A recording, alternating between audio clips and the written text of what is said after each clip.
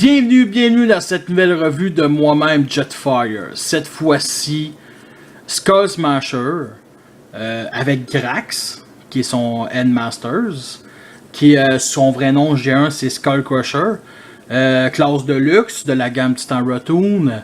On a une boîte ce qui est plus classique et on a un beau artwork de sa tête qui s'affiche au-dessus. C'est écrit Generation Instant et à côté de Generation c'est écrit une petite phrase qui me choque. Doit être assemblé par un adulte. Ce n'est pas un Lego, c'est un jouet de classe de luxe, pas plus compliqué que quelqu'un pour un enfant. Je sais pas pourquoi ils disent ça. Est-ce que ça me rend c'est quoi? On va passer à autre chose. Il est quand même très beau. Skull Smasher, c'est quand même une des figurines de la première vague. Lui et Hardhead, c'était vraiment ça que je voulais vraiment avoir en premier. Il y a bien entendu une petite bio. Les Decepticons s'unissent à leurs confrères Maîtres Titans, qui sont les Target Masters, comme lui. Maître Titan, c'est les têtes, je veux dire, excusez-moi. Pour des combats pleins de puissance, Grax efface la signature d'énergie de Skull Smasher auquel il est uni, le rendant invisible aux Autobots. Skull Smasher est le mirage des Decepticons. Peut-être pas. Je connais pas assez le personnage pour ça. Et bien entendu, à droite, on a la compatible avec les Deluxe, les Voyagers, les deux classes. On a Terrible qui montre le Titan Masters de la classe Titan Masters, Scourge en Deluxe, Galvatron en Voyager et Blasters en Leader Class. Bien entendu, il nous donne une petite carte comme sur le artwork qui est quand même très beau. Bien entendu, les stats, la force 10 avec Grax 13, la vitesse 3, c'est quand même un crocodile, là. Avec Grax 8, l'intelligence 8 avec Grax 9, puissance de feu 5 et avec Grax 9. 20 maximum, j'aime bien. J'avais dit dans mon intro que pourquoi il y avait une petite phrase doit être assemblée par un adulte, c'était assez évident, c'était surtout pour la tête ici qui avec la boîte était séparée dans la boîte justement. Fait que tu sais, c'était pour ça tout simplement. Premièrement, après 3 revues, je suis enfin content d'attaquer les vrais Headmasters dignes de G1 et celui-là, je l'aime quand même beaucoup. Et il y a des défauts, il y a des qualités, ça c'est certain. Premièrement, le mode crocodile est vraiment très beau, ok? C'est vraiment une bonne inspiration de G1. C'est toute une certaine réimagination, parce que dans G1, il y avait un énorme cockpit sur la tête du crocodile. Et c'était assez ridicule, c'était quasiment... Mais là-dessus, ils l'ont vraiment... Le cockpit, ils ont décidé de le mettre ici, dans le corps. Un peu dommage que ce soit un peu en arrière. Mais ici, ils ont quand même le hommage au G1 avec une petite, on va dire, un genre de faux cockpit qui représente le noir ici, avec un signe Decepticon ici, qui est très joli. Et la tête du croco est vraiment très belle. Je trippe pas sur les yeux rouges. Les yeux rouges, c'est le même plastique, la même couleur que ses bras, la mâchoire et la queue. Fait que tu sais, ça fait... J'aurais aimé ça un rouge beaucoup plus foncé pour les yeux. Par contre, comme je vous ai montré, les dents ici, il y a les 2 dents ici qui sont en caoutchouc qui peut très bien s'arracher. Le reste se fait assez facilement. On voit la langue qui n'est pas articulée. La tête est quand même très bien articulée. C'est quand même un crocodile. Donc, elle est sur bas-joint. Elle peut tourner 360 degrés. Peut s'ouvrir comme ça.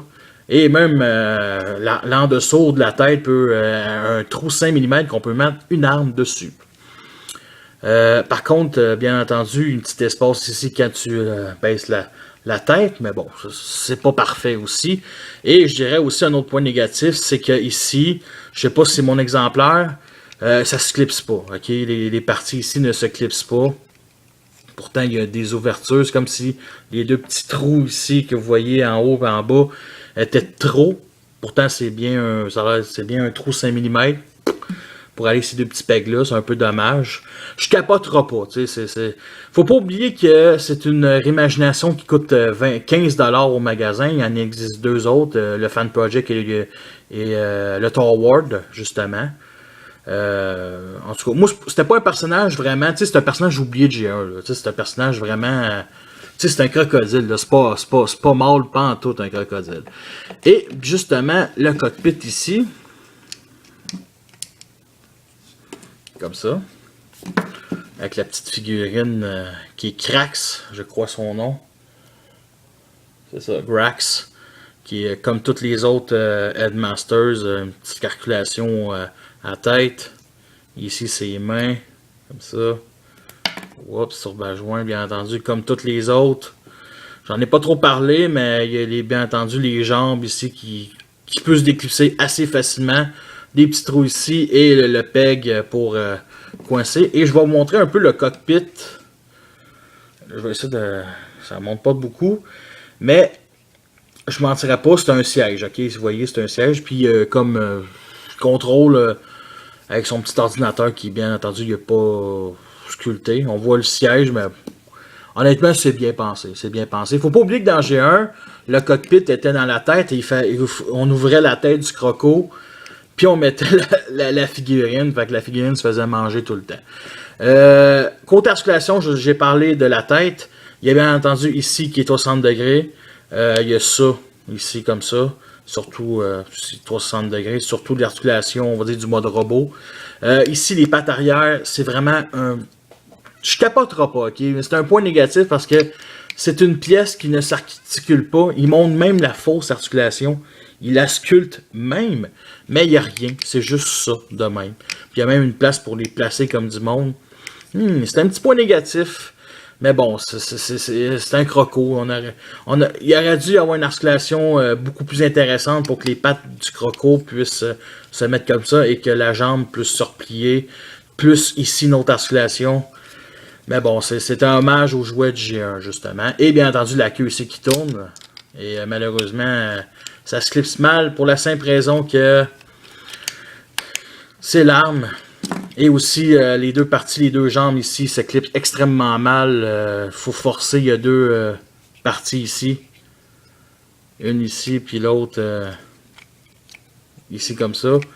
Et ça se clipse. Il y en a une qui se clipse, l'autre, faut vraiment... c'est vraiment un peu dommage. C'est broche à foin, nous ont. C'est un peu botché, cette figurine-là. Ça reste qu'elle reste quand même assez belle, mais c'est botché un peu. Bien entendu, sur les pattes avant, il y a des petits pegs qu'on peut mettre la figurine comme ça. Et là, je me rends compte que j'ai placé les pieds de mauvaise. Qui est vraiment idéal pour des galeries photos, pour faire des photos. Ça reste quand même le fun. En mode attaque, c'est un peu ridicule. Ouais, il peut se pitcher sur d'autres Titan Masters et faire n'importe quoi. Il y avait aussi l'articulation sur la griffe sif, mais ça, c'est comme je dis, c'est sur le robot. Le voici à côté de... Là, ma caméra n'est pas assez grosse. Voyons, comment ça s'appelle? Chromodome Fan Project. J'aime bien. C'est sûr que j'avais pas grand comparaison. Fait que c'est un Autobo Headmasters, un de ses ennemis, un de ses nemesis, on va dire. Et une chose que j'aime bien aussi, c'est que si Skullcruncher se sauve, il y a deux armes de poursuite. Son canon principal qui peut se mettre ici, et bien entendu son canon qui est aussi une poignée. Donc, double canon dans le cul. Et peut se défendre tout en se sauvant. Et c'est quand même le fun. Et le voici à côté de Galvatron et Sweep, ces deux chefs. Reste quand même pas pire. Il est vraiment grand et peut-être pas gros. Mais pour un Deluxe, là, vraiment, tu sais, juste vous montrer à côté de Galvatron. Tu le vois qu'il est aussi grand. Fait que vraiment, côté forme, côté grosseur, c'est juste parfait. Juste avant de commencer la transformation, j'ai failli l'oublier, beaucoup de gens ont détesté cette fameuse porte en caoutchouc là. Sérieusement, je comprends. Il faut faire attention. Honnêtement, moi, ça me dérange un peu parce que ça sert à quoi, cette pièce caoutchoutée là? C'est comme si... Je sais pas, tu sais, on voit qu'elle va finir par casser ou par briser. Tu peux l'arracher. Si je serais Hercule, je pourrais l'arracher. Fait que c'est quand même un petit point négatif. Et juste avant d'oublier, j'aime beaucoup ici le petit signe Decepticon puis ce genre de, on va dire des moteurs ou des trous d'aération. Il va faire chaud quand même dans le cockpit, là. C'est quand même un crocodile. L'autre bord aussi ne fait pas exception. Et juste avant d'oublier, le robot vu d'en dessous est assez... Wouah! Les jambes sont torpillées. Ici, ça c'est correct, là, on l'accepte. Mais ici, ça c'est le torse. Puis ici, il y a un énorme creux. C'est fou comment ce jouet-là a quand même des défauts. Mais il reste quand même que des belles qualités. On va commencer la transformation, bien entendu. On va refermer le cockpit. Le bonhomme il est déjà transformé en tête. On va le mettre de côté. On va enlever la queue. Et on va commencer, bien entendu, par les jambes, ce qui est assez bien simple. Fait qu'on doit juste replier comme ça. On les sépare en deux, qui c'est déjà fait. Comment ça se clipse mal. On sort les mini petits pieds. Et pas petits pieds le dinosaure, là, mais des petits pieds ici. Je pense qu'il y a tout ça pour former le talon. Ici, les fameuses pièces de croco, on peut les lever. Moi, personnellement, je les laisse comme ça. Et on va le déposer de cette manière. Bon. Comme ça. Bon, parfait. Bon. Et bien entendu, ça tient assez mal.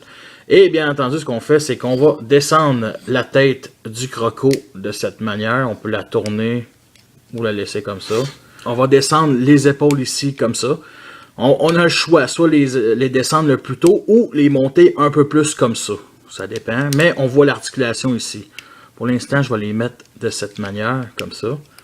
Et ce qu'on va faire, on tourne vers nous autres. Les griffes, on les met de côté et on sort les mains ici. Tout est facile. Il n'y a rien qui tient vraiment tight. C'est surtout les articulations ici.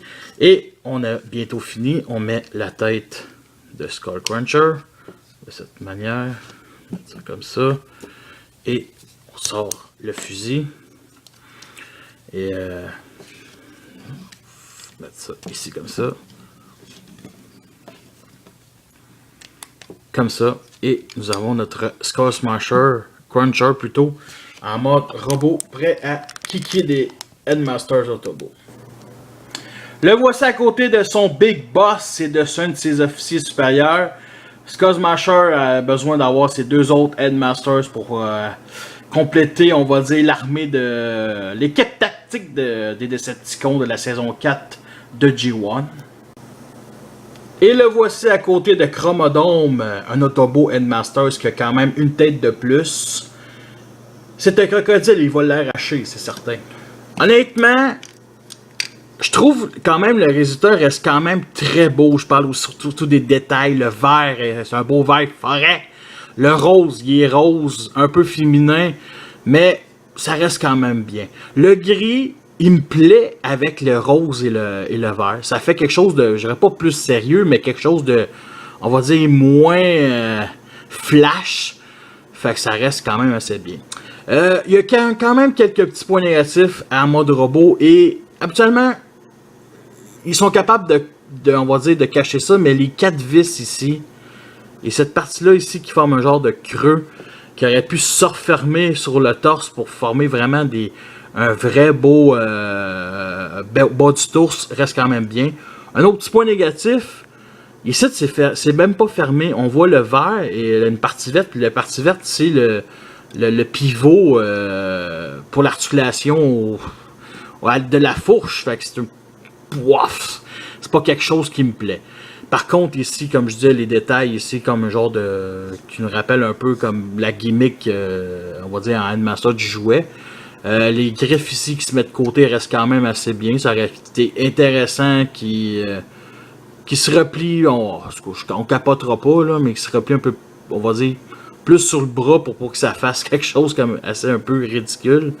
On peut bien entendu enlever l'épée, puis il peut se battre à coups de poing américain, plutôt point de Cybertron, point de Yacon à la place. Ça reste quand même toute affaire. Merci à mon ami Simon de faire ça. Justement, le fusil il reste quand même très beau. Il y a quand même des détails, bien entendu, c'est du Hasbro. Donc, les détails ont du creux, que ce soit ici. Ici, ça paraît un peu trop. Quand c'est quand le creux il est plus, on va dire, en profondeur, ça fait un peu bizarre, mais les détails ici, comme ça passe quand même assez bien. Bon, c'est ça.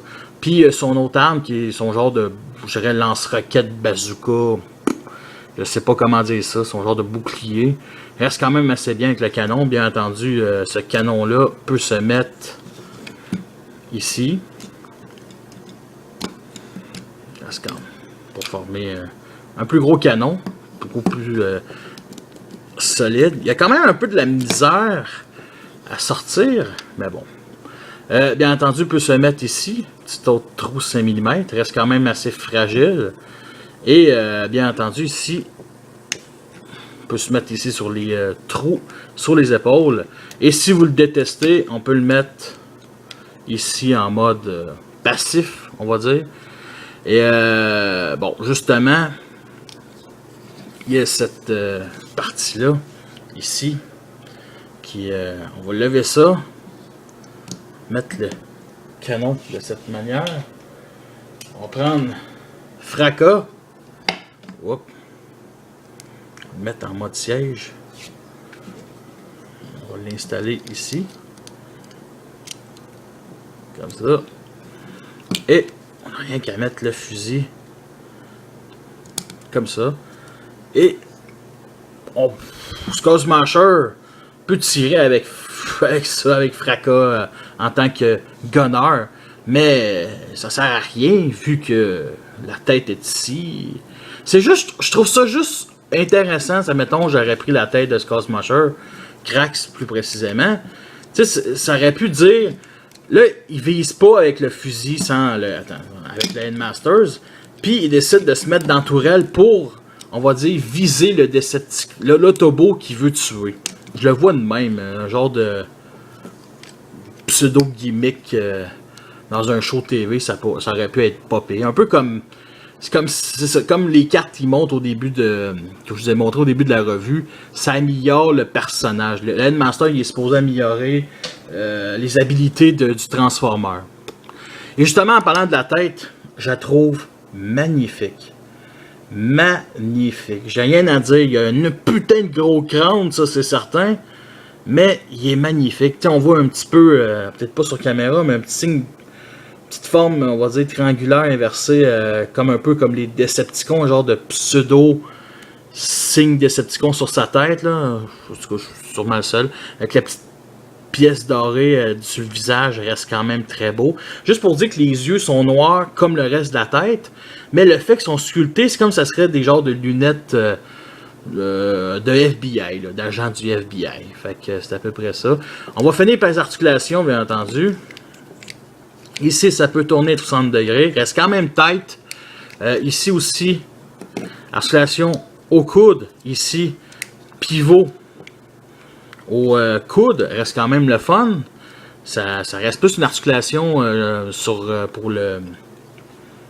On dit une étape de transformation plus que d'autres choses, là. Bien entendu, la tête est sur la tête est sur une tête, mais donc, elle reste quand même vraiment plus tight. Si Scourge était un peu raté, celui-là, ils l'ont réussi. Bien entendu, ici, ça tourne 360 degrés, la fourche. Pivot, joint ici. Pivot, ici, comme ça. Et articulation, double articulation, on va dire, au genou. C'est plus une étape de transformation. Et les pieds, pas grand-chose. Est-ce qu'on peut faire une pause d'attaque sur ce personnage-là? On va essayer de le mettre à genoux. Comme ça. Ça reste quand même un putain de gros battle rifle qu'il y a. Bon. Bon, je pense qu'il faudra peut-être ranger ça.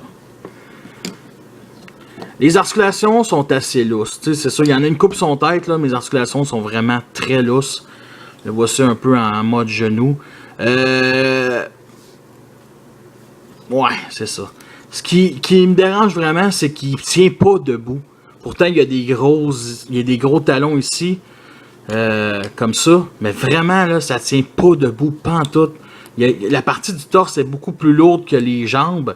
Fait qu'il tombe toujours. Puis en plus, il tombe toujours, puis en plus, la tête ici, qui est quand même assez, il faut l'avouer, est légère, mais ça aide pas pantoute avec ça ici en arrière, fait que vraiment pas. Et un autre point négatif que je dirais en mode robot, c'est une réimagination des G1, ok? Ils sont pas obligés de faire pareil, ils sont obligés, c'est un hommage, faut pas oublier, mais il y a des choses qui me plaisent, comme cette partie des jambes ici, aurait plus dû se replier vers l'arrière pour former, puis cette partie-là aurait dû être articulée pour former un genre de talon complet, pour qu'on améliore justement la posabilité de la figurine. Puis écoutez, est-ce que c'est une figurine qui en vaut la peine? Sérieusement, avec tous les défauts et les qualités, il me déçoit beaucoup parce que Hardhead et lui étaient vraiment des figurines que j'attendais vraiment. C'est un personnage oublié de G1. C'est une bonne. Est-ce que c'est une bonne réimagination? Ouais, mais sérieusement, ça vaut pas le plein prix. Moi, je l'ai acheté en spécial, il me déçoit. Il risque d'avoir un repeint du nom de Croc, je crois, qui est aussi un crocodile de G1 encore plus oublié de lui. Mais, comme je l'ai dit, il existe deux autres versions qui coûtent. Fan Project coûte plus que 70$ US. Puis la version Tower coûte plus que 90 US. Mais pour 15$, je trouvais qu'il en vaut la peine. C'est une figurine que souvent je dis ça aux compagnies tiers. Il y a un beau mode alternatif, il y a un beau mode croco, un beau mode robot. Mais sérieusement, tu le mets sur l'étagère puis tu lui touches plus. Et la seule différence, c'est que les compagnies tiers, eux autres, des fois, c'est la qualité de plastique puis l'usure. Celui-là, c'est juste parce que c'est une déception. Fait que merci d'avoir écouté cette revue-là. Elle était quand même assez longue, mais j'avais beaucoup de choses à dire sur cette figurine-là. Fait que merci. Et sur ça, je vous laisse. Et la prochaine sera sur Blur, qui est, tant qu'à moi, une bonne surprise. Merci et bye.